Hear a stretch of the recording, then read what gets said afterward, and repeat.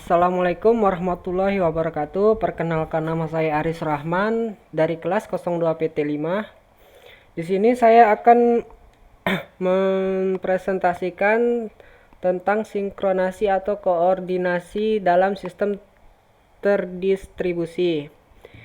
Baiklah, sinkronisasi adalah proses pengaturan jalannya beberapa proses pada saat yang bersamaan. Yang kedua, tujuan utama sinkronisasi adalah menghindari terjadinya inkonsistensi data karena pengaksesan oleh beberapa proses yang berbeda.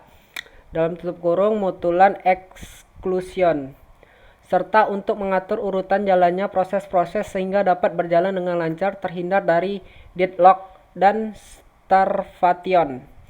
Yang ketiga, penyelesaian terhadap masalah ini sangat penting karena perkembangan teknologi sistem komputer menuju ke sistem multiprocessing, terdistribusi, dan paralel yang mengharuskan adanya proses-proses kongruent. Proses-proses masuk ke daerah critical selection tidak boleh saling memblok. Jika proses-proses saling memblok ketika akan masuk ke critical selection, maka akan terjadi dua deadlock. Ini salah satu penyebab lain deadlock. Karena jika proses-proses saling memblok, maka selamanya proses-proses tersebut tidak akan masuk ke critical selection. Oleh karena itu akan terjadi deadlock untuk buntu dan proses-prosesnya yang telah berjalan tidak akan selesai dengan sempurna. Ketika tidak ada proses di critical selection, maka proses yang ingin masuk ke critical selection harus diizinkan tanpa waktu tunda. Fungsi seperti itu mutlak harus ada dalam sistem operasi. Hal ini berfungsi untuk mencegah adanya deadlock. Ketika critical selection kosong, maka proses selanjutnya harus masuk dan penyelesaian prosesnya sampai selesai. Jika tidak, berarti tidak ada kejelasan waktu tunggu atau tidak ada kejelasan waktu proses dan hal ini akan menyebabkan deadlock. Metode-metode dan algoritma untuk menjamin mutual exclusion. 1. Disabling interrupt atau mematikan interupsi. Dengan cara mematikan interupsi yang masuk pada saat proses sedang berada pada critical selection-nya. Cara ini kadang cukup berguna untuk kernel tetapi tidak untuk user. Dan cara ini pun tidak terlalu baik untuk CPU yang jumlahnya lebih dari 1, di mana disable interrupt hanya mengenai CPU yang sedang menjalankan proses itu dan tidak berpengaruh terhadap CPU lain. Metode dan algoritma untuk menjamin mutual exclusion. 2. Lock variables.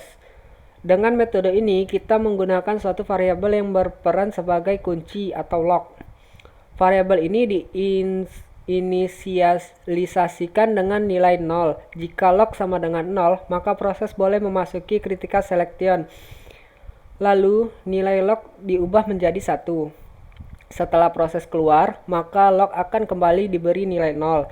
Jika ada proses yang ingin masuk tapi nilai lock sama dengan 0, maka proses itu harus menunggu sampai lock sama dengan 0. Permasalahannya yang bisa ditimbul dari metode ini adalah race condition, di mana dua proses mencapai critical selection pada waktu yang hampir bersamaan. Kontrol konkurensi. Ketika multiple user mengakses multi-objek basis data yang berada pada multi-site di sistem basis data terdistribusi, maka permasalahan kontrol konkurensi akan terjadi. Konflik ini terjadi apabila sekumpulan read dari suatu transaksi berpotongan dengan sekumpulan read dari transaksi lainnya, atau sekumpulan write dari satu transaksi berpotongan dengan sekumpulan read dari transaksi lainnya. Transaksi T1 dan T2 dikatakan konflik jika kedua-duanya dieksekusi pada waktu yang bersamaan. Bila T1 telah selesai sebelum T2 dikirim ke sistem, dalam kasus ini sekumpulan read dan write saling memotong tidak dianggap konflik. Konflik diperlihatkan pada sekumpulan read yang saling memotong di antara dua transaksi. Ada 3 pendekatan secara umum untuk mendesain algoritma kontrol konkurensi. Yang pertama wait, yang kedua timestamp, yang ketiga rollback. Wait jika dua transaksi konflik, transaksi yang konflik harus menunggu sampai transaksi lainnya selesai. Sedangkan timestamp yang satu urutan eksekusi transaksi berdasarkan timestamp. Kedua, setiap transaksi memiliki timestamp yang unik dan dua transaksi yang konflik diselesaikan berdasarkan urutan timestamp. Timestamp dapat diletakkan di awal, tengah, atau akhir eksekusi. Rollback. Dua transaksi yang konflik, salah satu transaksinya diulang kembali pengerjaannya, atau disebut juga optimistic. Karena bila terjadi konflik, maka beberapa transaksi akan di rollback. Komunikasi antar proses. Problem dalam interaksi antar proses adalah rest condition. Yang kedua, dua proses menggunakan resource yang sama. Hasil akhir tergantung pada eksekusi dilakukan. Deadlock adalah dua proses saling menunggu akibat masing-masing memerlukan resource yang dikuasai oleh proses satunya. Deadlock handling. 4 kondisi pemicu deadlock. Yang pertama, kondisi mutual exclusion, sebuah resource sedang digunakan oleh satu proses atau sedang bebas. Yang kedua, kondisi hold and wait, proses-proses sedang memakai resource diizinkan meminta resource baru.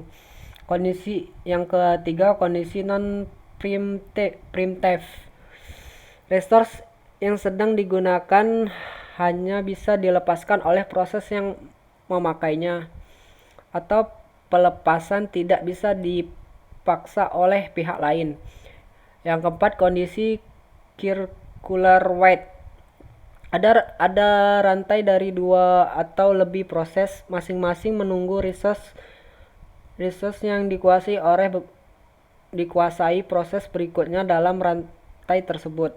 Demikianlah presentasi dari saya. Apabila ada yang salah dalam ucapan saya mohon minta maaf. Wabillahi taufiq wal hidayah. Wassalamualaikum warahmatullahi wabarakatuh.